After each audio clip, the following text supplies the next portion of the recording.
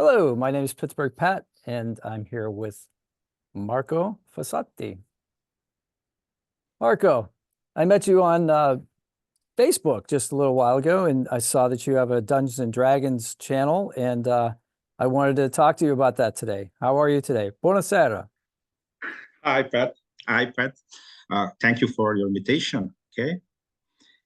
I'm You're here, welcome. ready to all of your questions. Oh, very good. So you have a wonderful Facebook presence under the name of, it's about Dungeons and Dragons. What's the name of your Okay, the label presence? is a Sign of the Dragon. Sign of the Dragon.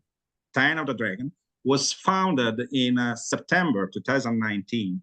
Okay, I'm one of the two founders. The other founder is Marco Bertini, who is a friend of mine that lives not so near to me in Italy. Okay, I live in North Italy, north 20 kilometers north of Milan, the biggest city in north of Italy.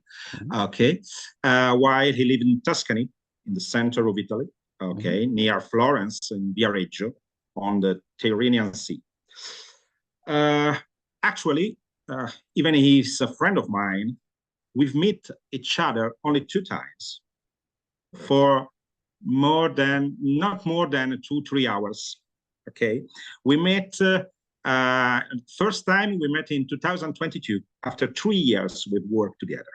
Okay, I met Marco Bertini in February 2019.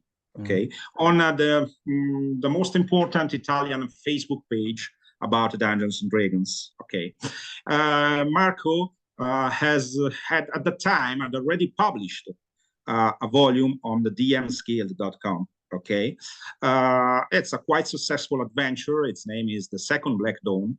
Okay, in Italian, La Seconda Alba Nera. At that time, he had written it only in Italian. And he was looking for someone who did a translation.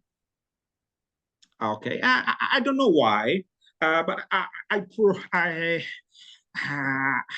apply myself for that work. Okay, I really don't know why. Oh, more specifically, at that time I wanted to enter in the third-party RPG business. Okay, but I haven't enough information.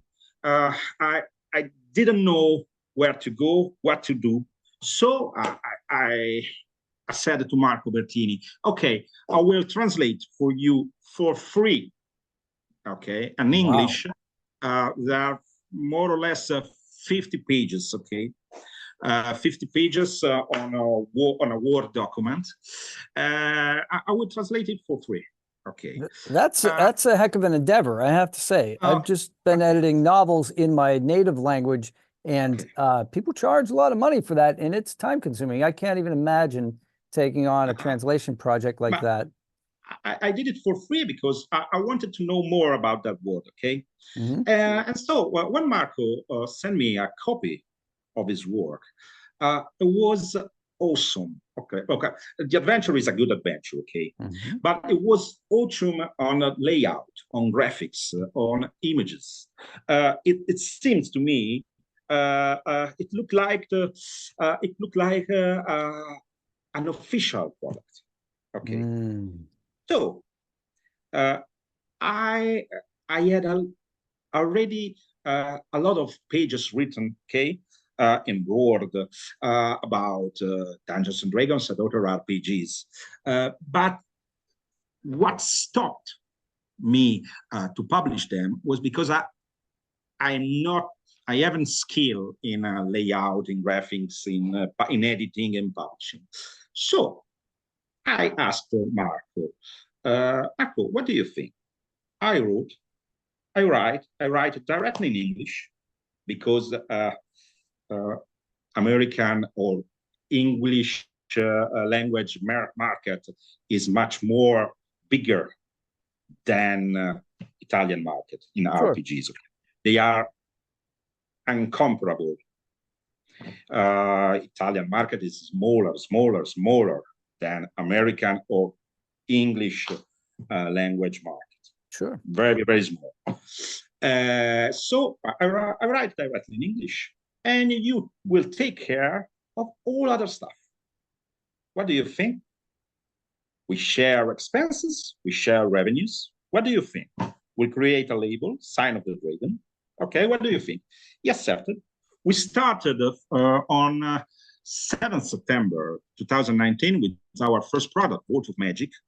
It was a simple collection of more or less 80 magic items and 20, 30 spells, okay? And it did very good. Good. In a few days, we hit more than 500 units sold. Wow. That's on DM Guild. That's great. Yeah, for DM's Guild, just a number. Okay. Yeah. On DM's Guild, they are actually more or less 35,000 of volumes. Only 4% of them, so more or less 1,004,500, have only 4% of them have at least 1,000 units sold. Right. Okay. We have 18 volumes. 14 of them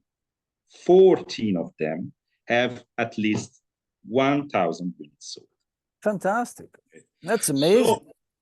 So we found a framework and a framework that currently is successful on the DM's Guild. Okay, and so we continue. In my opinion, our business model must change, somewhat change. We are expecting the new edition of DnD. Yes, DnD 1. Probably one DnD will occur on May or June 2024. So in the next 4 or 5 months, we will change something. We'll surely update our 18 volumes to the new rules. Okay. Probably we'll focus also on some small adventures that we haven't explored that field for the moment. Okay. Gotcha. So we'll probably go in that direction. But of course, we had to change something. After 4 years, every business model after 4 or 5 years must be changed. Yes. In order must be renewed.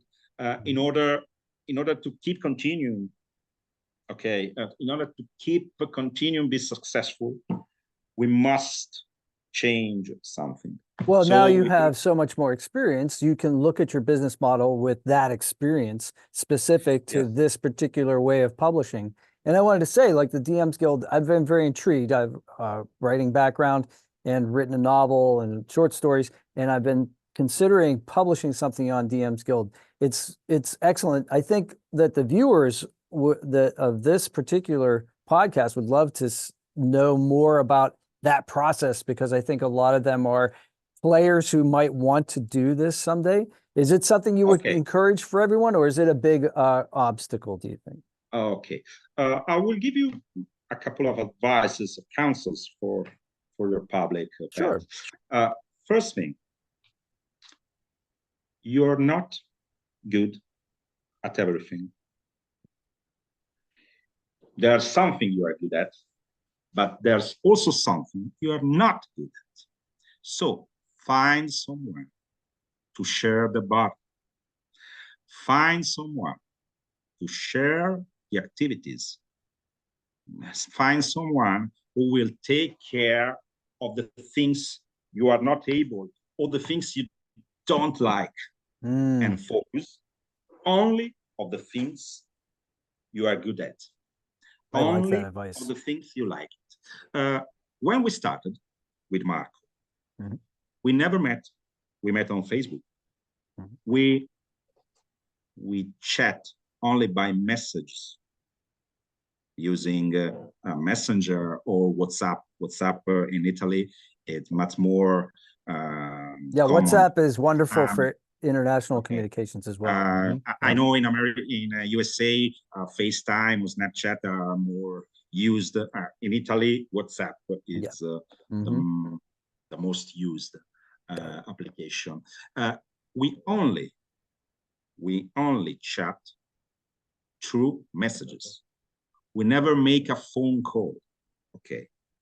And the first two products published in 2019 were made and were successful, even if we haven't met each other, even if we hadn't talked by phone. Okay. That's amazing. Just because everyone had clearly what to do, and everyone was focused in doing that. We started to talk after the second volume, okay? And now we usually listen a couple of times a week, okay? But again, we met for the first time, we have met in 2022 at the most important RPG fair in Italy, which is held in Modena, a town between more or less at the same distance between my home place and his home place, okay? And we met each just for a couple of hours, because the other important things is that the DM skill can be a starter set for future works, for more important works. For example, after the first volumes, some Italian and international publishers contacted us for works. Personally, I have at this moment around 30 publications, 30 volumes published by Italian and other publishers. And also Marco, my partner, had some contracts with other publishers, and we were at that fair working for two different publishers. So we had only just a couple of hours to meet each other, to shake hands, to give a hug, give a high five, and then went back to work. So we did the same this year in 2023, always at the same fair. And so we never met each other, but the model is successful. So it isn't important. It is important to clearly have in mind what to do. Yes. And what must be done and who must do it. I think that's one of the reasons I like written communication is, but being a writer, but that way there's a clear line of the conversation. Yes. So it's not just what I recall and what was actually said, because I can distort that. But when it's actually written down, it's pretty clear. And then in getting those kinds of ideas, I think the other thing about the process of writing is that it makes the amorphous ideas in my head, the cloudy ideas, more solid. And so in order to communicate with another human being in writing, I must be precise. And I agree with you. I agree with you, Pat. And I add one more thing. In my real life, I've been a consultant for the most important insurance companies and banks in Italy. Okay. Italian banks and Italian insurance companies are stern, strict, severe. Okay. Sure. This kind of approach that I must naturally have when dealing with the subjects is the same I use in my RPG works. I think it's one of the most important edges in confront of other designers. You have a very serious attitude towards it, as opposed, the material may be used in a frivolous or a game-like fashion, a very pleasant fashion, but you actually have a very business-like approach to your creation this process. is very important. Even some of the CEOs which I work, CEOs of RPG Italian publishers, okay, said, okay, you under this aspect, you are very different from the others. Okay. I don't mean in a good way. I'm not meaning the others are not serious. Okay. Right. All others are serious. Others probably have just another kind of approach to the work. Well, that's what I'm interested in. I like to see how people approach it. So do you commit a certain number of hours a day to this, or per week? Is it structured in your schedule, or are you more of a person that's like, okay, I'm inspired to write about this now, so I will spend the next 7 hours writing this, you know? Okay. No, I cannot commit a lot of hours per day. Right. Okay. I can't. My other work is very full. It's very gives me a very busy life. Understood. Usually, I create in 2 moments: on weekends, usually on Saturday morning and Sunday morning. Okay, or when traveling. On train. By train, sorry. When I travel by train, currently I work 3 days a week in office, and the other days at home. Okay.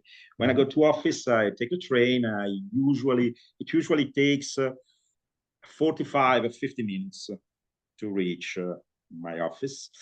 During this period, I wrote with this. I wrote very fast. I wrote directly in English. Okay. And usually in one way, and the return, I wrote 3-4 pages of Word. That's wonderful. I think that's amazing, because I think, see, in America, there aren't a lot of people who commute by train. In the larger cities, maybe New York City, that sort of thing, but most people drive. And one of the disadvantages to that is that what happens is, as a result of that, is that people consume media. So they listen to, like this, they'll listen to a podcast, or that's nothing wrong with that. Absolutely not. But if one is a creator, such as you are, you can utilize that time in a constructive way. And I think it's important for people to realize that if it's important to you, you will make the time. You will find the time, right? I'll give you an example. In 2024, we start a new project under a new label. I cannot say anymore for the moment. Sure, okay. Absolutely. It's, trade secrets. Undisclosed, okay. But our business model will be focused on very, very short modules. They will be put not on the unskilled, but on drive-through, okay?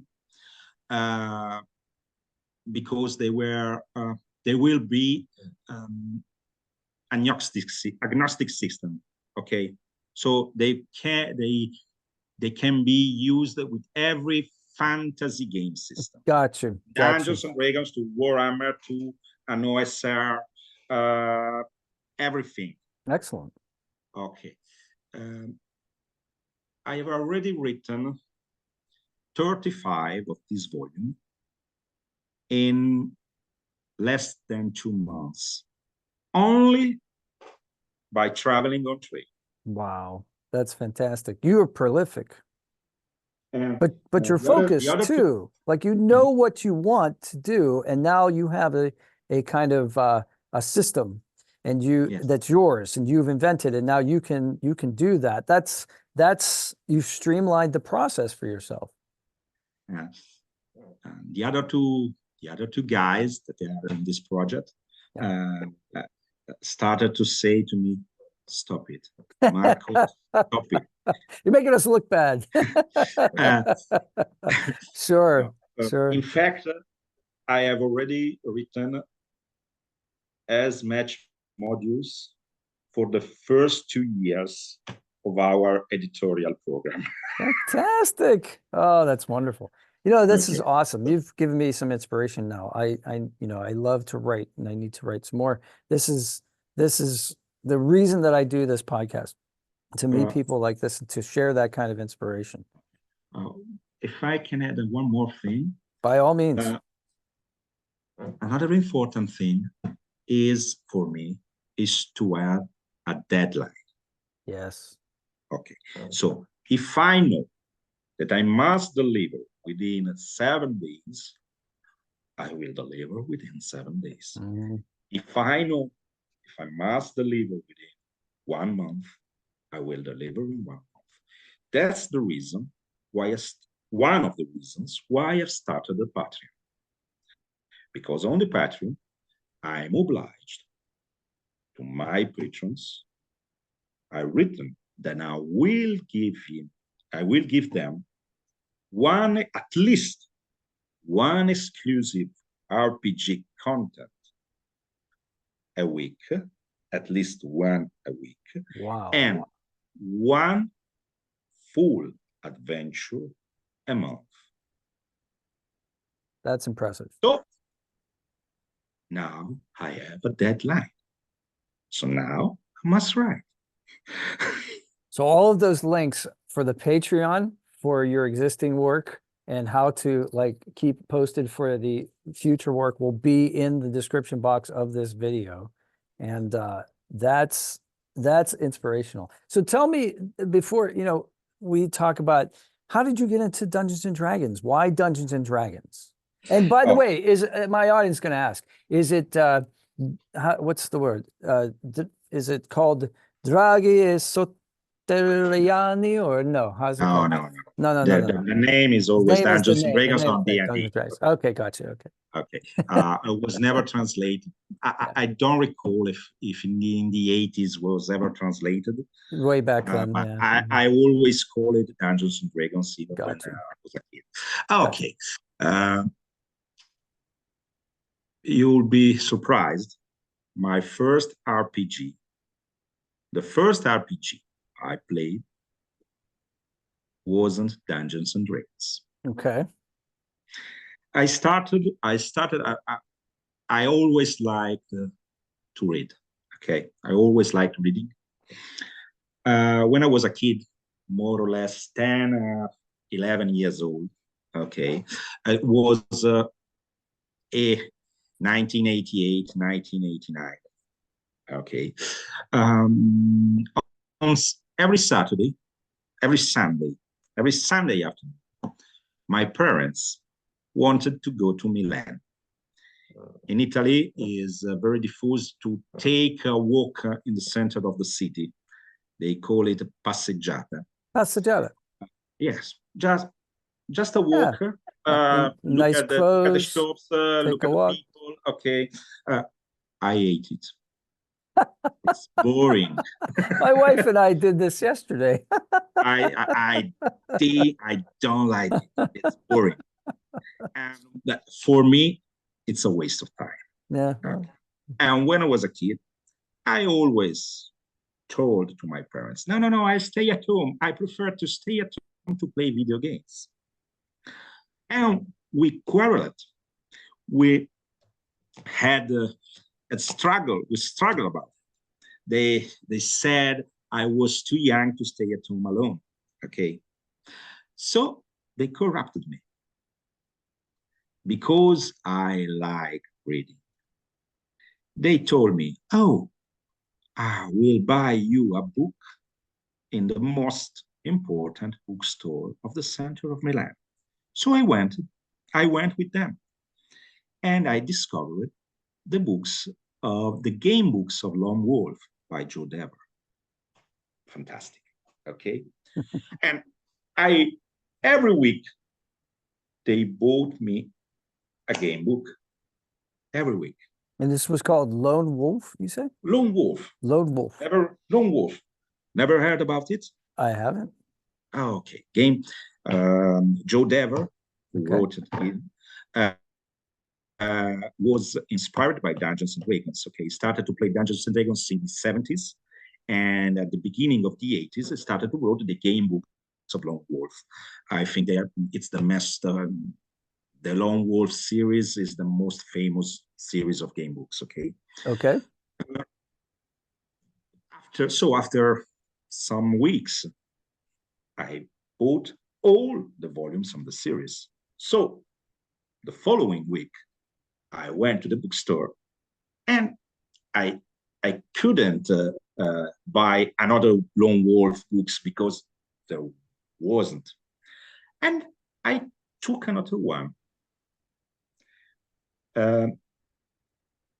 But when the title was something like The Forest with No Return. Okay, it was the title not of the series, but of that specific book. Okay, but when I came back at home and I opened the book, I realized it wasn't a game book. I couldn't play alone. It wasn't a module of an adventure, of an RPG.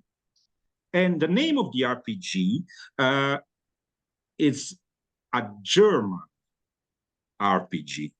The German title is Das Schwarze Auge. It was translated in English only in 2003 with the name Dark Eye. The Dark Eye. But fundamentally, it's a clone of Dungeons and Dragons. It's a clone of Dungeons and Dragons with very less. It's a very less low magic system. Okay, very low magic system. But it's a clone of Dungeons and Dragons. There's a talk between the narrator, which is the dungeon master in that game is called the narrator. Okay, there's a continuative talk between the narrator and the player. When the player want to do something that the outcome is uncertain, the narrator asks for a check. Okay, never. It's the same roots of Dungeons and Dragons. Sure. In Germany, this game was most popular than Dungeons and Dragons. The Dark Eye is not the literal translation.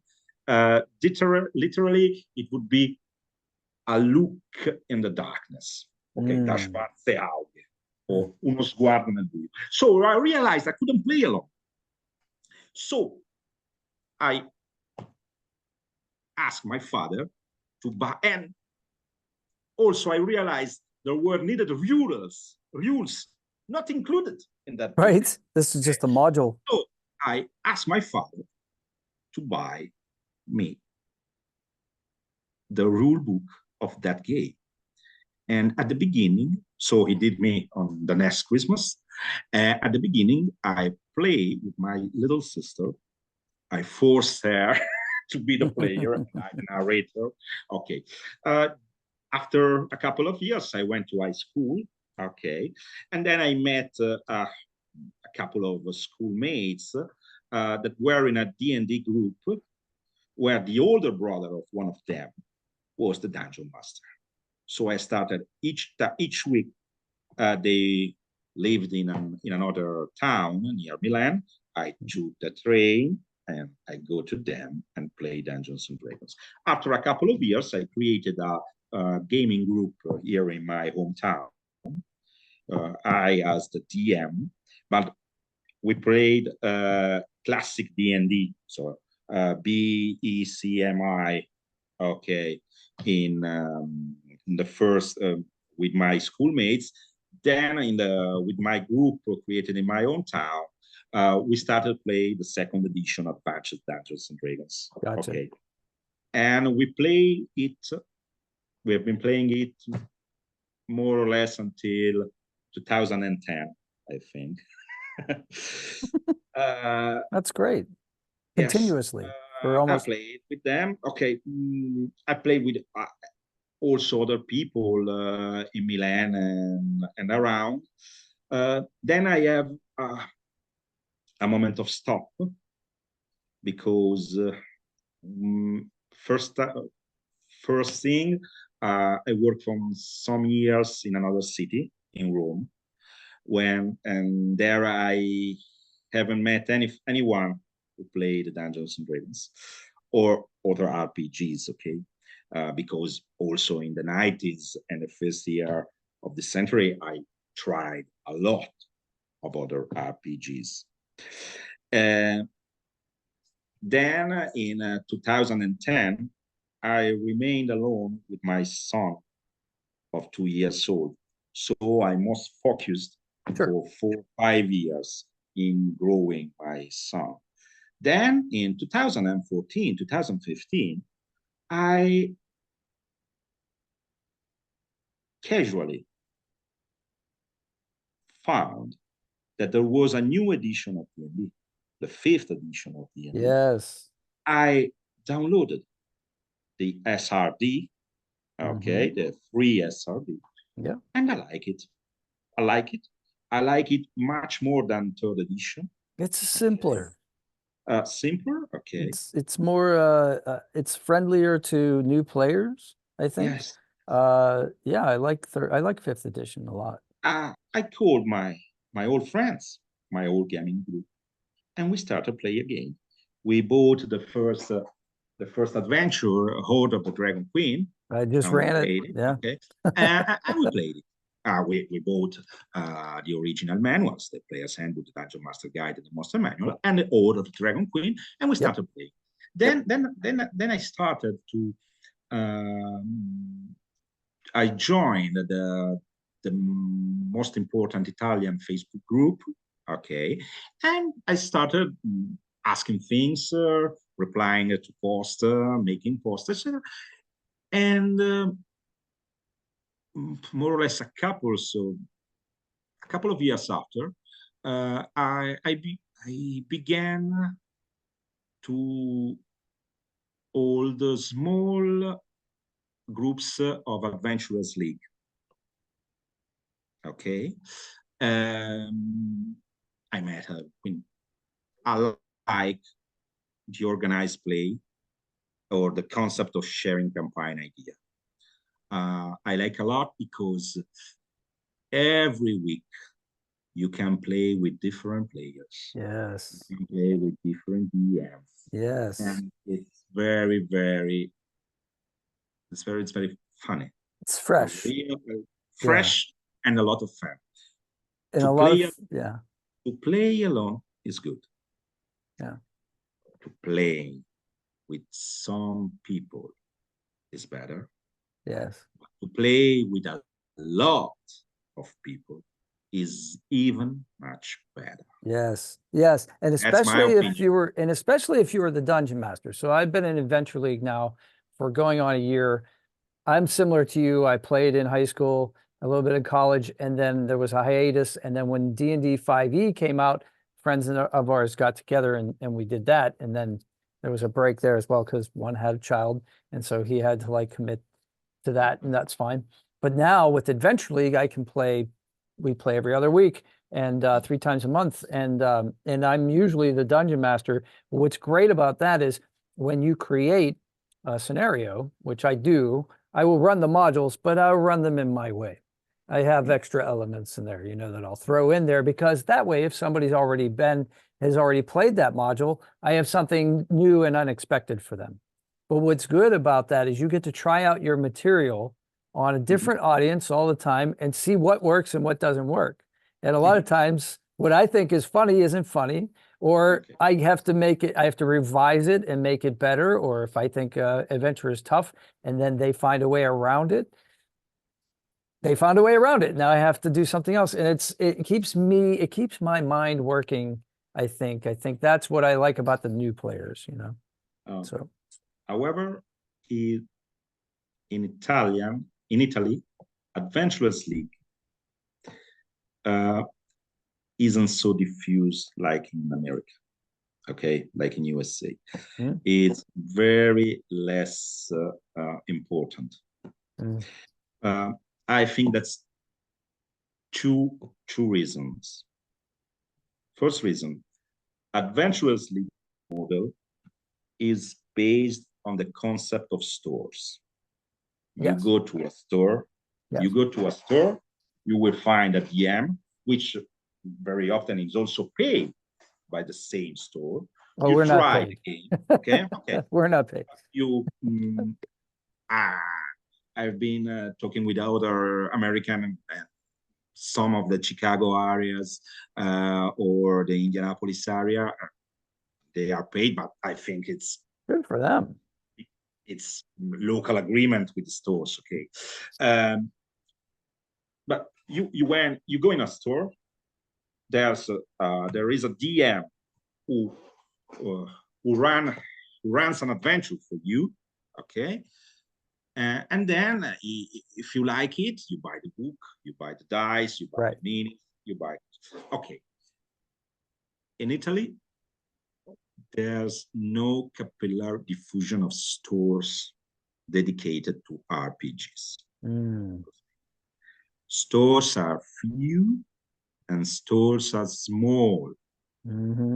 So there is sometimes there isn't even enough space to hold more than 1 or 2 tables. Okay.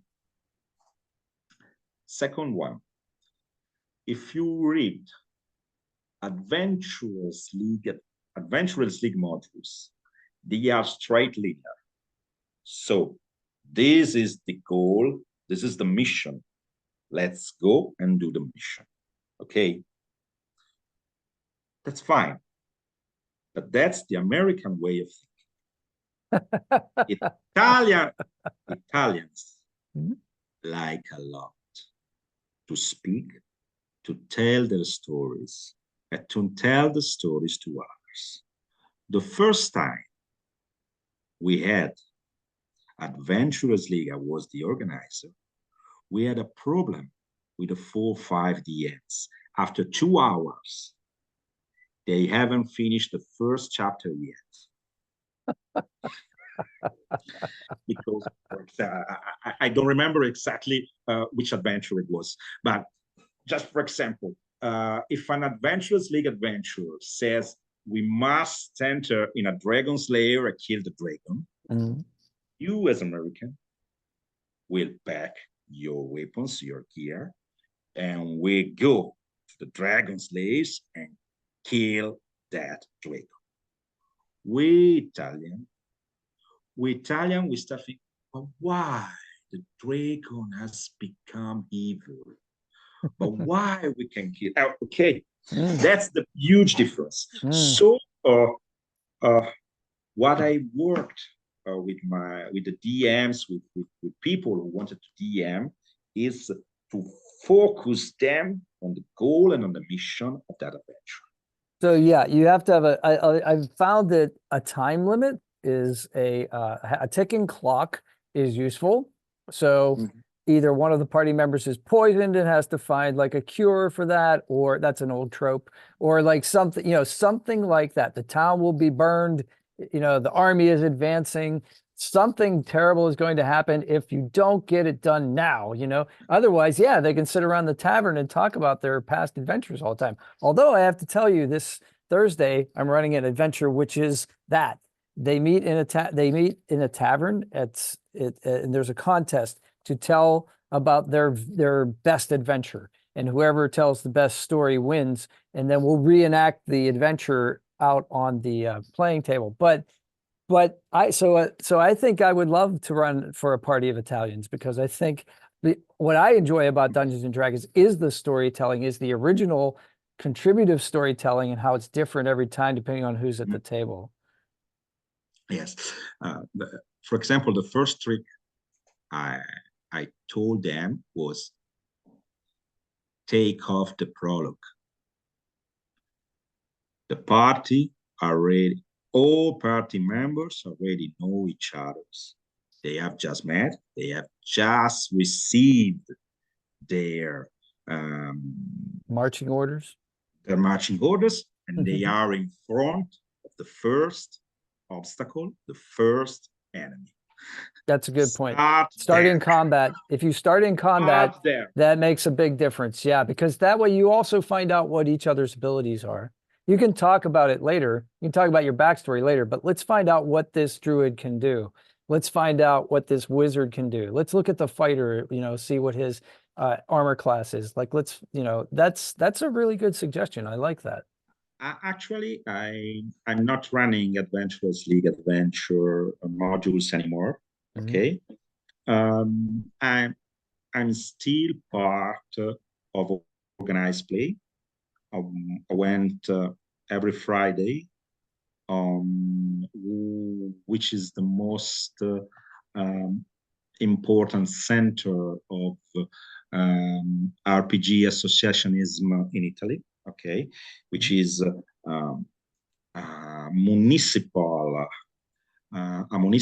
building in Milan, and in the better if people there don't think that number of tables each Friday is a successful metric. Okay. They don't like, and I don't like either. Okay, if I want to play to something I really want to play, I don't care if we are 5 person, as long as we still play what I want to play. Okay, so number of people present there is not a metric of success for us. But if we consider it a metric of success, in the most successful evenings, there were more than 100 people, which playing together, 15, 20 tables, okay, at best, which for Italian levels is high top. That's very high. Yeah. Usually most successful are around 7, 8 tables. Most associations, most clubs usually make 3, 4, 5 tables, okay, together. Actually, in the last month, on Friday nights, we had 3 different gaming proposals. One based on Dungeons and Dragons, one based on Adventurers League, another one a shared campaign created by scratch from every member on Dungeons and Dragons. They created a world starting from zero, and another group played an RPG based on superheroes, which is its name is Spectaculars. Awesome product, brilliant, very brilliant. And the evening were structured in manner that every time everyone could choose which of the 3 games wanted to play. So everybody could play at a different table if they wanted. Yeah. For example, I didn't play in the Adventurers League. They ran the Adventurers League storyline based on Baldurs Gate, Descent into Avernus. I had already done as a dungeon master, so I didn't. You know all the secrets. I wasn't interested in it. Sure. I had no pleasure also in DMing it another time.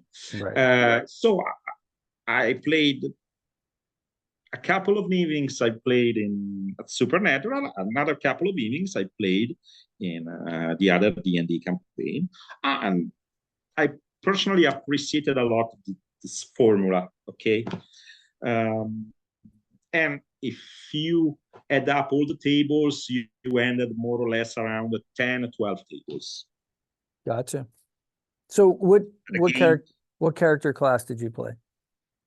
uh, Let's say this. What's your favorite? If you pick a character class, which my one favorite character class is cleric. is what?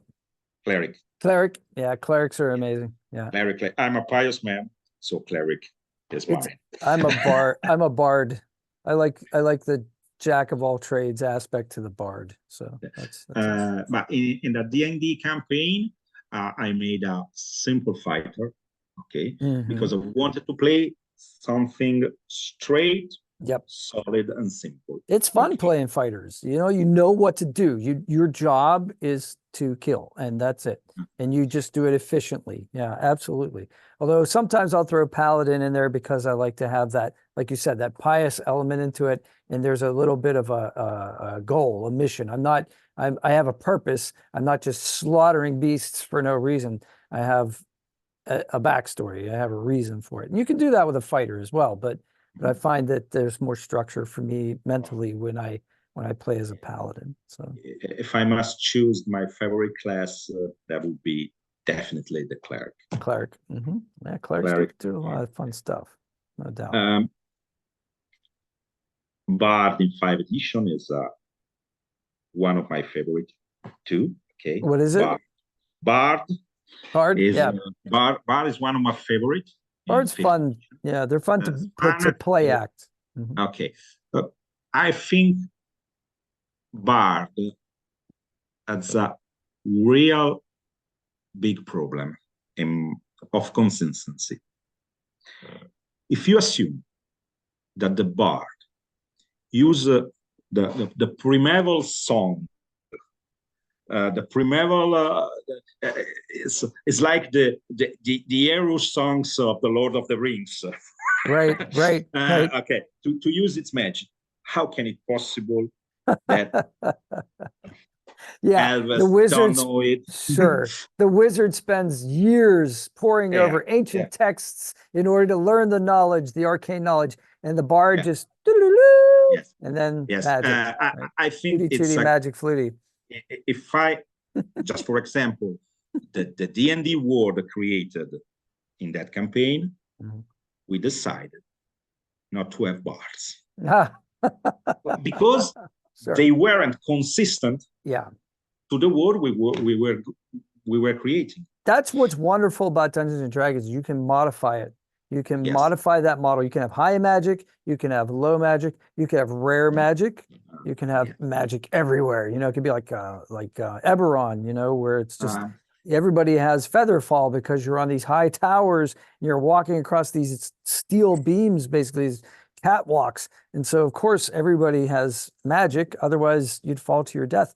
That's another dangerous class.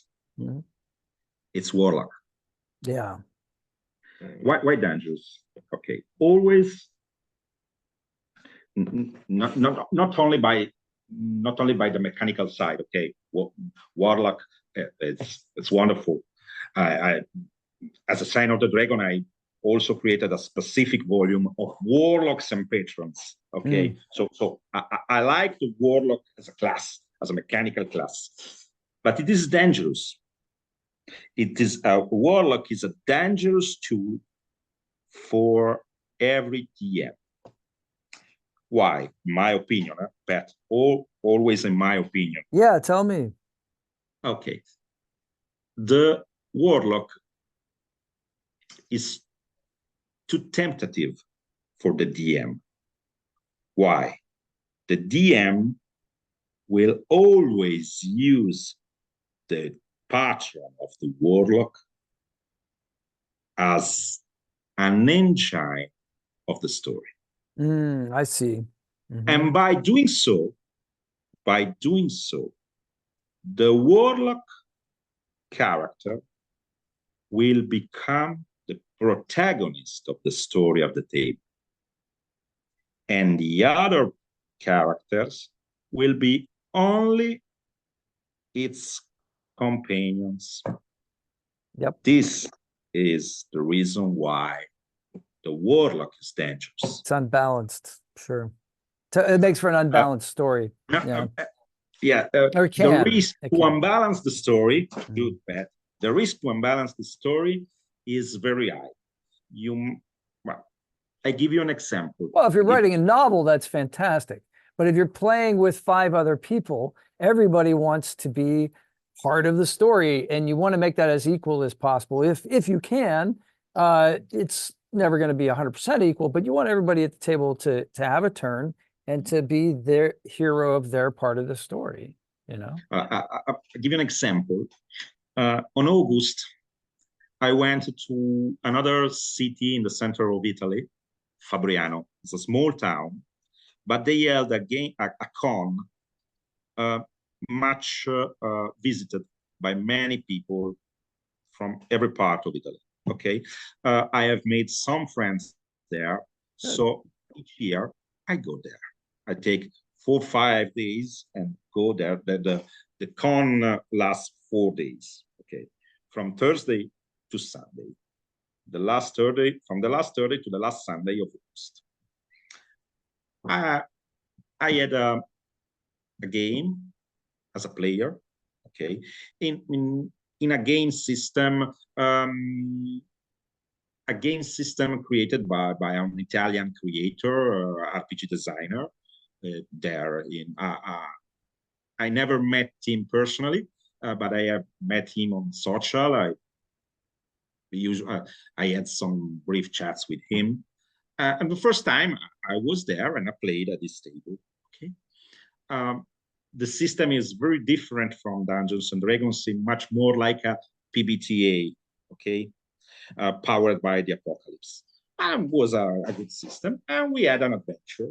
And that adventure, the character I was playing was a princess that left his ancestral home to become a sort of paladin. And he was coming back home to the castle, to the manor of his family, of her family, with some of her friends. And all the adventures was centered about my heritage, my heirloom. So the adventure, for example, there were some areas of the castle that only I could access there. Mm-hmm. There was some dialogue that, for example, the queen of the castle, my mother, only spoke to me. Okay, all the servants was keen to speak with me, not with the others. So what I tell to that designer, I said, okay, the adventure, the story is perfect. The story was perfect. The story was perfect. If it was a book or a movie. Yep. To play it was unbalanced. Because I was the hero of the story. My character was the hero of the story. The other was only compromise, was only my servants. Okay. I think story form is important. I think writers get stuck sometimes in a certain story form. They understand it and it makes sense to them because they have seen so many movies, read so many books. But what we're looking for is really a quest. It's the quest. It's the group that it's Star Wars. It's the Wizard of Oz. It's the Lord of the Rings. It's a group effort. And even in the Lord of the Rings, it's not really Frodo's story. It's the story of the ring and how it progresses. It's Sam's story. It's, Pippin and Merry have a part in the story. Aragorn, of course, becomes king. Is it Aragorn's story? No, it's everyone's story. And it's hard to write that way. So a little advice I can give to any DM, it's try not to be a storyteller. Try not to be a writer. try to be what the DM is really like. The DM is a player. A player and an arbiter of the rules. So that's all. Like let the players tell the story, and then you can facilitate that through interesting interpretations of the rules. Okay. And Dungeons and Dragons, one of the which is the less read book of each edition of Dungeons and Dragons? The Dungeon Master's Guide. Yeah, nobody reads that. Yeah. And the Dungeon Master Guide of 5th edition clearly says what is the role of the Dungeon Master. The Player's Handbook says that one of the players has another role. Page 5 of the player. So the Dungeon Master is a player. The player. It is told, it is written in the Player's Handbook. That's a really good point. The Dungeon Master's Guide on page. So I'm looking for the Dungeon Master Guide. So. I have mine over here as well. The Dungeon Master Guide, Master Guide says on page 4, which is the role of the Dungeon Master. The Dungeon Master is a creator of worlds. The first part, so the Dungeon Master must set up the context, the world, exactly like focusing in an adventure. On page 5 of the Player's Handbook, it is written, the Dungeon Master describes the context, what the character sees, what the character smells, what the character hears, what the ambient looks like. It's the same thing from the big to the small scale. So this is the role of the Dungeon Master. But in my opinion, it is a player exactly like all the other players. I like that idea. This is and I don't know in Italy, but I don't know in the USA, sorry. But in Italy, this concept is not quite understood. Many people tell it, but truly they don't believe it.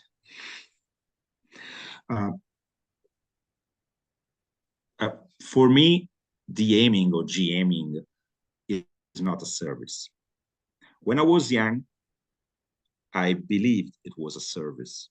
It was the role of the Dungeon Master or the Game Master to be a storyteller, to be a bard, to be an entertainer. Now I don't want to entertain anything.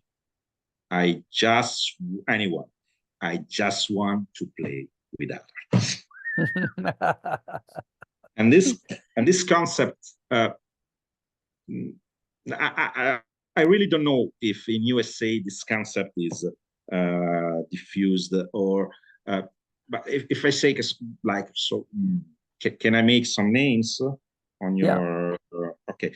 So for me, the most important example of the DM as a service, as an entertainer, is Matt Colville. Sure. Okay. Sure. In that role, he is perfect. Okay. He is perfect for that role. Simply, it's not the role of mine. I don't want to be in that role. No, he's an entertainer. I give you another example. On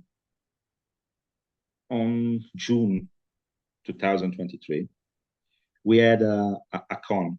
Usually in Milan, we had the free RPG day. Okay, Okay. We didn't hold the free RPG day this year. But we had another kind of con that was very different. Which was in the center was the player. So we started with a survey asking to everyone, a survey on social media, asking everyone in Italy which games would like to play. Oh, okay. Okay. They choose, there was some, Dungeons and Dragons was the first or the second. No, the first was 7th Sea. Oh, the yes, I've second heard Legend great of the things Five about that. Rings, the second Legend of the Five Rings, and the third Dungeons and Dragons, and then a lot of others. Yeah. This was the first survey.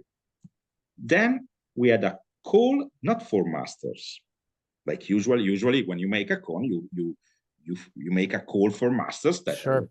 No, we call them responsible of table. For example, I was a responsible of table. I don't like 7th Sea, and I don't know very well Legend of Five Rings. So I wasn't able to be responsible of a table for that two games. So I went to Dungeons and Dragons. What was the role of the responsible?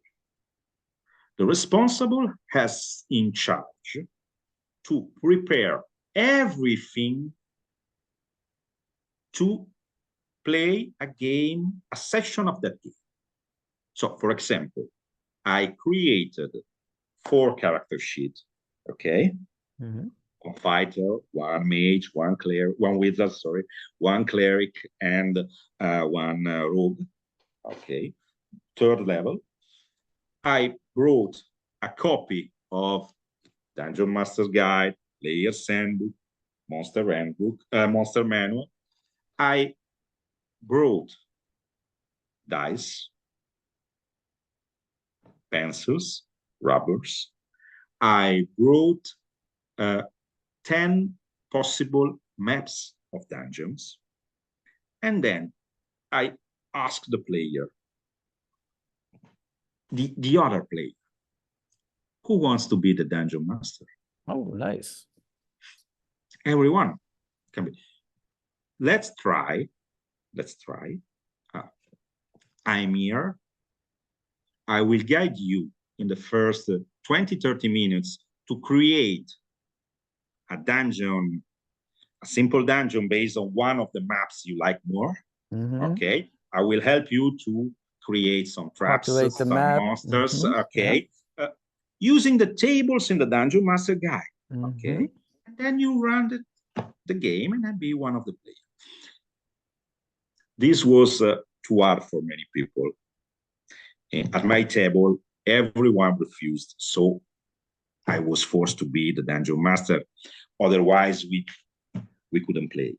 But in other tables, it is success. My son, 14 years old, brought an RPG called Nova, and he didn't GM. He was one of the players and helped the Dungeon Master, who was in charge, and helped telling him some hints about the rules, helping in some scenes. But in another table, the responsible, which brought the necessary to run a session of vampires. Okay. It was a little provocatory, but we did it on purpose.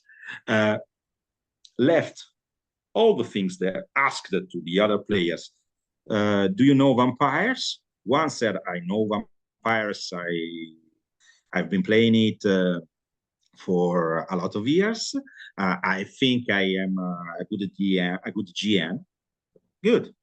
Then GM This is everything you need to run a GM vampire session, and then stand up and go away. They walked away. And went away and walked away. That's fantastic.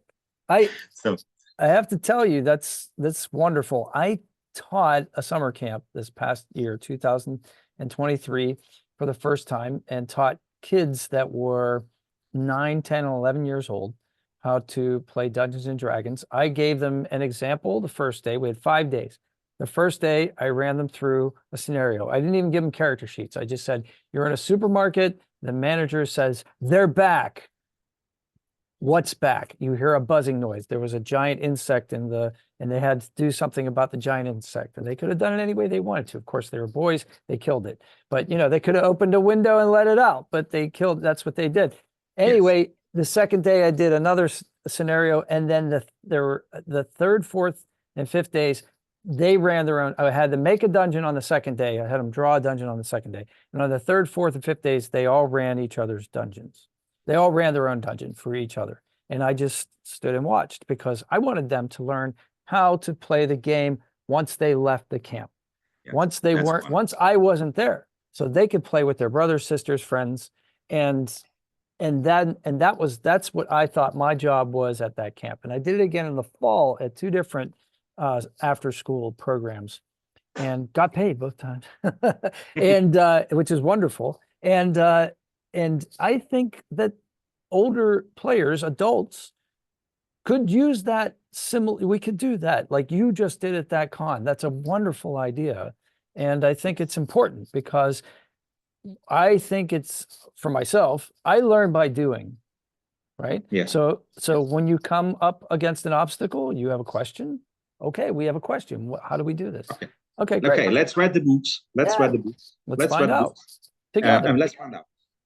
Because one of the most common, back in the 90s, when I was young, usually only the dungeon master had the books, had the rule books. Of course, nobody reads nothing. Okay. Right. You don't read the whole book. Okay. Before you play, right? So, all of us played not Dungeons and Dragons or the other RPGs, but the version that DM had in mind. Exactly. Recently, this is what I'm doing is my way to face my middle-age crisis. Okay, I'm going back to play basic expert companion immortal and more master immortal edition of D&D. So I read probably for the first time the full rules encyclopedia of the 1990s. There were a lot of rules that my DM back in high school, as I told, never used. But those rules were the better part of the game, in my opinion. So I tried in the last con held we have in Milan on December. I ran a dungeon adventure exactly by the book, by the rules encyclopedia. One of the funnest role-playing game session I ever had in my life. So usually in the last years, one of the things I usually want is to play a game and try to play by the rules. Not why? Because playing by the rules means playing the game as the game designer had in mind. Well, not only the game designer, but the play testers too, because Yes. when games are made, these guys don't just write stuff and throw it out there. A lot of times these things are, they test on their families, they test on their friends, they test with actual like anonymous groups of volunteers who don't know anything about the game. And they sit down and then they improve them and they realize why they needed to add certain rules and take other rules out. So they made all of the mistakes that we as beginners coming to this would make on our own. And we don't have to make those mistakes because they've already amended those rules in order to prevent us from having to make those mistakes. So why not avail ourselves of that wisdom, right? And especially the most important pages and the first ones in which there is described which on which is based the game. Okay, this game is based upon this and that. And so that information give you the right set of mind to play that game. And usually the introduction is one of the part of the rule book that is less read. Maybe instead of introduction, if I ever write one of those books, I'll just say the essential They are part. They are very important. Are very important. The most important paragraph. Yes, because the game design. Just for an example, I look. So this is Blades in the Dark. Sure. Blades in the Dark. Mm-hmm. It is the Italian edition. I usually play in English edition. Okay. This is in Italian. I don't know why. So I give you a translation, a translation from Italian. Sure. Blades in the Dark. It's a game to live the stories of a group of thieves that is building a criminal firm in the streets of an industrial fantasy city. These 3 lines. We know what's going on. Settled the mood of the game. Yes. We know that we're not in the rural area, we're in an industrial area, right? We know that we're criminals. We know we are thieves. We know we are criminals. And we know that we're building an organization. Yes. So it's yes. So yeah, that gives a lot of information in 3 lines. And so when what is a role playing? Role playing, in my opinion, all what I've said is my opinion. Role playing isn't acting, isn't performing. Role playing is playing well the role at your game. So if we are playing criminals, I'll act like a criminal. But I'll play like a criminal. Yeah. I will not act like Marlon Brando in The Godfather, okay? But I will be a criminal and nothing else. A criminal that wants to build a criminal organization, not just a criminal, which is very different. Sure. Okay. I will not go rob alone, or I will play with my comrades to build that criminal organization. I can't play, I can't act alone. I must play with them.